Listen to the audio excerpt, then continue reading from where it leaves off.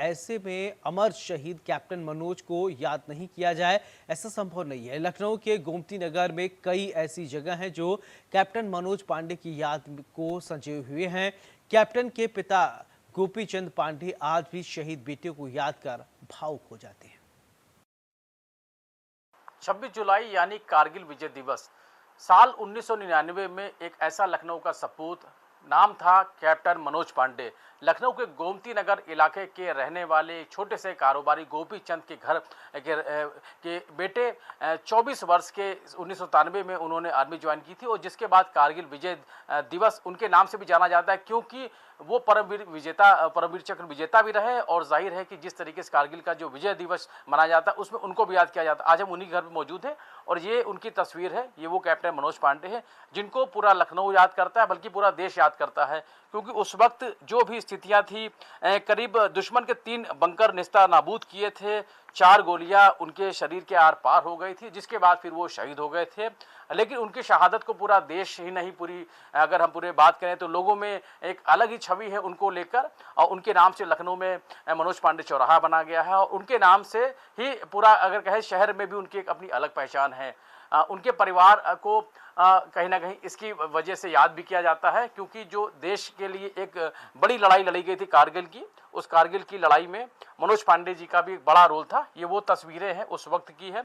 97 में उन्होंने army join की थी और 1999 में जब ये पूरी कारगिल लड़ाई हुई थी, उस कारगिल लड़ाई में उन्होंने बहुत बहादुरी से दुश्मनों का सामना किया, उनको धराशायी किया और उसी लड़ाई में वो शहीद भी हुए। उनसे पहले बात करेंगे और समझेंगे कि किस तरीके से कैसे थे मनोज पांडे और आखिर जिस तरीके से उन्होंने आर्मी ज्वाइन की और फिर जो दुश्मन देश के लोगों से लड़ाई की, वो क्या पल था जब उन्होंने लगातार उसमें टीवी में या जो भी सुना समझा। सर, क्या कैसे देखते हैं अपने बेटे को लेकर, कैसे याद करते हैं आप? मेरा बेटा बचपन से ही वीर था, बहादुर था और अपनी इच्छा से सेना में गया था। सेना में जा करके अपनी बहादुरी का प्रमाण प्रस्तुत किया, जिसका मुझे भी गर्व है और पूरे देश को गर्व है।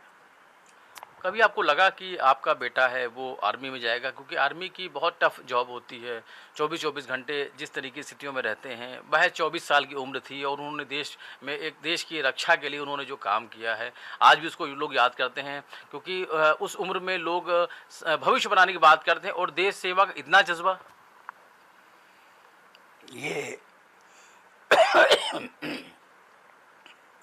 ये उनकी अपनी योग्यता और अपनी क्षमता थी कि जिस 24 साल की उम्र में लोग ये तलाशते हैं कि हम कौन सा काम करें और कहाँ जाएं, उसी 24 साल की उम्र में मातृभूमि की रक्षा करते हुए अपने को बलिदान कर दिया और पूरे देश में, पूरे समाज में, पूरे इतिहास में जब तक सेना रहेगी, मनोज का नाम बना रहेगा।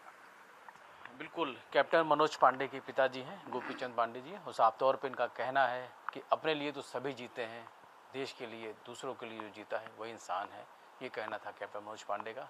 26 जुलाई वो दिन जिस दिन कारगिल विजय दिवस मनाया जाएगा, उस दिन को लेकर पूरा परिवार जहाँ भावुक हो जाता है, वहीं इस बात को भी लेकर गौरवान्वित है कि एक बेटा ऐसा भी था जो इसने 24 साल की उम्र में उन दुश्मनों को खदेड़ा, उनको उनके जो नाकाम मंसूबे उनको बेनकाब किया, उनको धराशायी किया, जो देश की सीमा पर आकर देश को नुकसान करने की कोशिश कर रहे थे। अर्शद के साथ रवि कुमार, इंडिया लखनऊ। फिरोजाबाद में ऑक्सीजन के अभाव में